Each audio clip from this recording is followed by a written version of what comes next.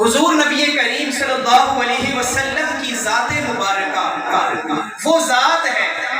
آپ وہ ہستی ہیں کہ اگر رب آپ کو نہ بناتا تو زمین و آسمان کو نہ بناتا۔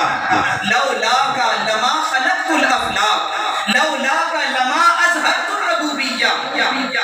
رب کائنات نے سب سے پہلے حضور نبی کریم صلی اللہ علیہ وسلم کے نور کو بنایا۔ بڑی مشہور حدیث مبارکہ ہے، یا جابر ان اللہ تعالی خلق قبل الاشیاء نور نبیک من نورہ،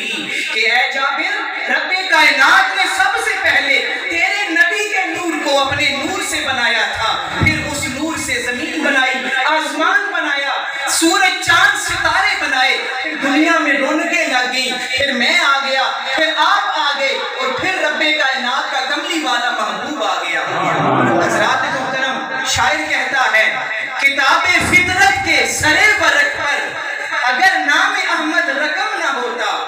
کتاب فطرت کے سرے ورق پر جو نام احمد رقم نہ ہوتا، یہ نقش ہستی ابھر نہ سکتا، وجود لوح و قلم نہ ہوتا، یہ محفل کن فقا نہ ہوتی، یہ محفل کن فقا نہ ہوتی، جو وہ ماہ امم نہ ہوتا، زمین نہ ہوتی، زمن نہ ہوتا، عرب نہ ہوتا، عجم نہ ہوتا۔ اور حضرت علامہ اقبال نے تو کمال کر دیا، آپ کہتے ہیں ہونا یہ پھول تو بلبل کا ترنم بھی نہ ہو،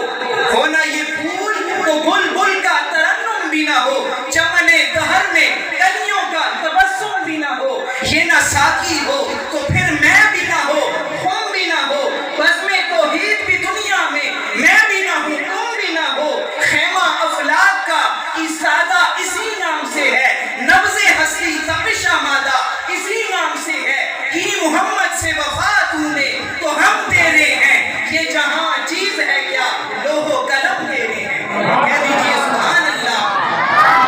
سب سے پہلے حضور کے نور کو بنایا گیا، سب سے پہلے مشیت کے انوار سے نقش روئے محمد بنایا گیا، سب سے پہلے مشیت کے انوار سے نقش روئے محمد بنایا گیا، پھر اسی نقش سے مانگ کر روشنی بزم کون و مکان کو سجایا گیا۔ حضور صلی اللہ علیہ وسلم کو رب کائنات نے سب سے پہلے تخلیق کیا، پھر حضور کے نور سے یہ ساری رونقیں ہمیں عطا فرمائیں۔ حضرات